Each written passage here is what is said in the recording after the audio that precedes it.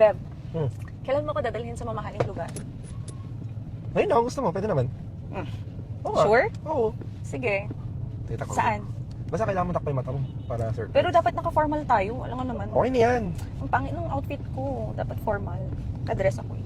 Okay nga, nakadas ka. Pwede na yan. Ah, close my eyes mo. Gusto mo na, ha? Ano yan? Gusto mo na. Ika na. Okay. A few moments later. Okay! Oh, yung makeup ko! Saan ba tayo? Okay, close your Ba't eyes. maingay? Dito na tayo sa mamahaling lugar. Ba't may paganyan yung makeup ko? Ala! Hindi ko makita. Okay, yung surprise. Opo ka. Opo. Saan? Okay. 1, 2, 3, go!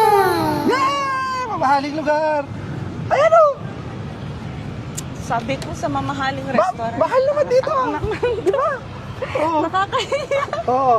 Nasusunis. Gagi, nakakahiya. Ba't dito? Okay. Ang daming tao. Di na, sakto to eh. Oo, mahaling lugar. Kaya pwede na steak.